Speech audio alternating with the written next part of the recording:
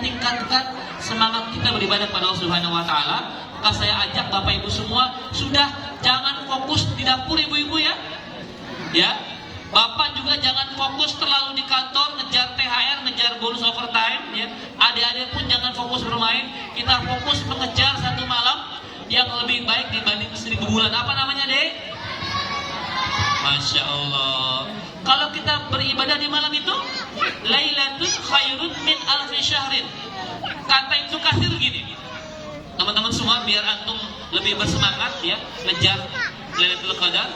Kalau kita diberikan rezeki ketemu Lailatul Qadar dan kita pas lagi sholat malam itu, artinya kita sholat seperti orang yang sholat selama 83 tahun 4 bulan ya.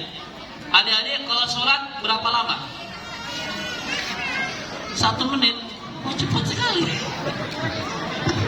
Ini kalau kamu pas lagi sholat malam Lailatul Qadar itu seperti 83 tahun berdiri tanpa jeda. Masya Allah, Pak. Ya, ya, halo. Lalu kalau pas kita baca Quran di malam itu seperti 83 tahun baca Quran. 83 tahun Bapak Ibu, umur kita sampai nggak kira-kira ke umur itu? Insya Allah. Tadi pagi saya ngisi di Politeknik Statistika. Banyak ahli statistik BPS hadir. Saya tanya, Bapak, harapan hidup orang Indonesia itu berapa tahun sih, Pak? Ternyata, nih data ya, baik data statistik, harapan hidup orang Indonesia itu 68 tahun.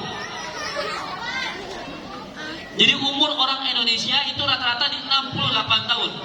Harapan hidup orang Jepang itu 80 tahun. Ya, kalau mau hidup panjang pindah ke Jepang. Ya. Bapak Ibu, ternyata apa yang Rasul sampaikan itu tepat sekali, bahwa umur umatku itu antara 60 sampai 70 tahun. Nabi kita umurnya berapa, Pak? 63 tahun. Di sini ada yang 62 tahun. Masa 62 tahun? Ada yang 62 tahun 11 bulan 29 hari. Berarti besok antum siap-siap. Ya, kalau mau nyunah ikut Nabi gitu ya. Umur kita nggak panjang, Pak. 60-70. Kalau orang Jepang 80 tahun, kenapa, Pak? Makannya mentah dulu. Jarang digoreng-goreng kayak kita. Kita sama orang Jepang sama loh. Hidupnya banyakkan air kan? Artinya banyakkan laut, banyakkan ikan. Tapi orang Jepang ikannya dimakan begitu aja. Kalau kita digoreng dulu, karena kita hobi menggoreng, Pak. Semua juga digoreng. Ya, ada isu juga digoreng sama kita biasanya. Ya. Ini saya yakin ini pasti takjil yang disediakan panitia, pasti ada sunnahnya orang Indonesia. Ya, kalau sunnahnya Rasulullah itu makan kurma. Sunnah berbuka itu bukan dengan yang manis ya. Ingat ya, itu hadisnya hadis tukang sirup. Berbukalah dengan yang manis, gak ada. Berbukalah dengan air dan kurma. Itu sunnah Rasulullah SAW. Tapi orang Indonesia sunnahnya berbukalah dengan gorengan, pakai cengek, pakai cabai rawit. Ada nggak di sini gorengannya? Pasti ada. Nggak afdol takjil tanpa gorengan. Makanya karena kebanyakan gorengan, orang Indonesia banyak yang mati muda. Ya, ini kata ahli statistik tadi ya. Bapak Ibu kurangin gorengan. Kenapa demikian? Bapak Ibu, puasa itu untuk mengontrol pola hidup kita, pola makan kita, menjadikan kita lebih sehat. Kata Rasul demikian kan, sumu fatasihu. Puasa maka engkau akan sehat. Tapi pertanyaan saya, Bapak, ada nggak orang yang masuk lebaran badannya lebaran? Banyak, Bu. Ada nggak orang masuk lebaran badannya malah lebaran? Padahal harusnya kan lebih langsing dong. Makan 3 kali jadi 2 kali. Tapi banyak orang makannya memang 2 makan wajibnya, tapi makan sunnahnya banyak dia. Habis taraweh dia mindo 2 bungkus Indomie kan gitu ya. Ya, teman-teman semua ya. Jadi nggak aneh kalau orang nanti banyak yang masuk lebaran tapi badannya lebaran. Oke, selanjutnya perbanyak apa ini? Perbanyak membaca doa.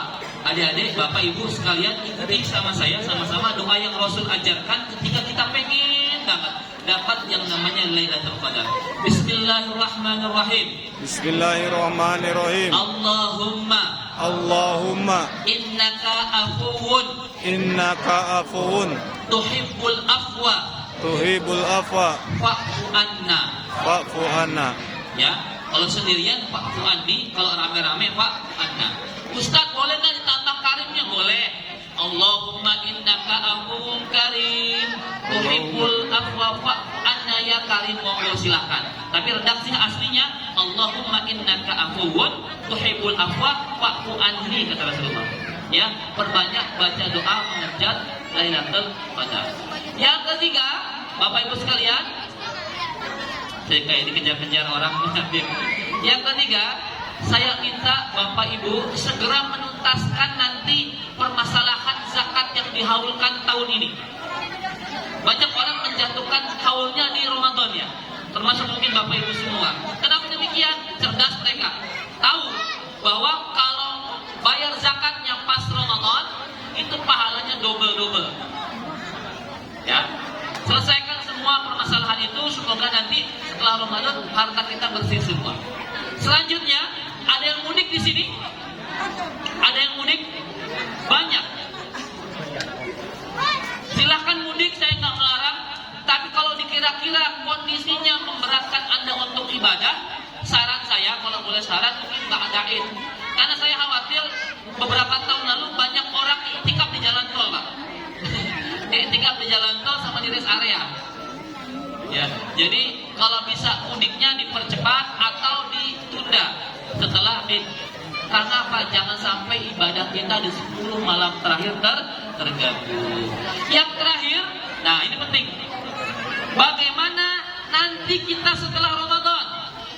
Ya, bagaimana nanti kita bisa istiqomah selama Ramadan? Bapak Ibu adik-adik semua, Ramadan ini tidak lama ya, hanya 30 hari. Lebih lama hidup kita di luar Ramadan. Ini artinya kita belajar 30 hari untuk kita terapkan di 11 bulan yang lain. Bapak Ibu, pelajaran terbesar Ramadan, kemarin saya tulis di status X saya di Twitter dan saya posting di Instagram juga. Bapak Ibu, adik-adik, ternyata Ramadan ini mengajarkan kepada kita bahwa kita bisa loh puasa Senin Kamis. Ya. Jangan Senin Kamis, setiap hari juga bisa gitu kan, Ramadan. Ternyata kita bisa loh sholat malam, itu tarawih bisa kita. Ternyata kita bisa loh baca Quran tiap hari. Bapak Ibu sudah ada yang khatam hari ini? Insya Allah ya, sudah ada ya. Berapa juz adik-adik sudah apa? 1 juz. Sudah khatam berapa juz? Sudah selesai ya, alhamdulillah ya. Jus apa ya? Alpukat, mangga, jeruk, kan? Ya. Yang belum khatam segera khatamkan. Segera khatamkan. Ya, ini bulan-bulan yang sangat spesial. Baca Quran pahalanya double. Imam Syafi'i berapa kali khatam selama sebulan? 60 kali. Imam Syafi'i menghatamkan Quran di Ramadan 60 kali. Maka ini bulannya Quran. Baca Quran yang banyak. Makin banyak makin keren. Gitu ya. Lalu nanti setelah Ramadan, pelajaran terbesar kita adalah kalau sekarang yang halal saja kita bisa tolak, nanti setelah Ramadan yang haram harus kita tolak. Bapak Ibu, makan itu kan halal ya, tapi Ramadan kita tolak di siang hari. Minum itu kan halal, tapi spesial di Ramadan kita tolak di siang hari.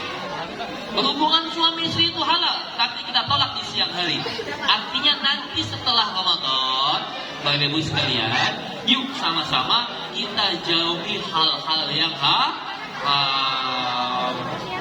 Apa ciri-ciri puasa kita diterima Allah Subhanahu wa Ta'ala? Nah, ini penting juga nih. 1, nanti setelah puasa kita makin rajin ibadah, seperti halnya Ramadan. Yang kedua, kita lebih sering menjalankan amal-amalan sunnah. Adik-adik, Bapak Ibu, jamaah sekalian, saya mau tanya, sunnah itu apa sih pengertiannya? Kalau wajib apa? Dikerjakan pahala, ditinggalkan. Kalau sunnah apa? Dikerjakan, ditinggalkan. Nah, ini yang salah.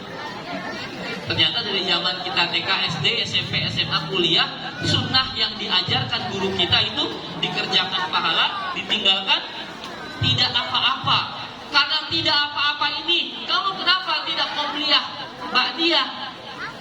Sunnah ini Ustaz. Kamu kenapa tidak tahajud? Kan sunnah Ustaz. Kamu kenapa tidak duha? Sunnah ini Ustaz. Saya main wajib-wajib aja. Salah ya adik-adik, Bapak Ibu jamaah sekalian. Ganti pengertian sunnah kita. Pengertian sunnah adalah dikerjakan pahala, ditinggalkan rugi. Gitu ya. Dikerjakan pahala, ditinggalkan rugi. Maka nanti kalau kamu nggak sholat tahajud, jadinya rugi. Nggak sholat duha, jadinya rugi. Nggak sholat sunnah qobliyah ba'diyah, jadinya rugi. Ya. Indonesia itu orangnya nggak mau rugi biasanya. Yang maunya untung terus. Maka jalankan ibadah sunnah untuk apa? Melengkapi ibadah wajib kita. Ibu bapak berapa menit lagi setornya? 5 menit lagi. Saya di sini sampai jam berapa ini? Mohon sampai buka puasa, sampai mimpin doa buka puasa. Baik. Oke, saya duduk kalau begitu.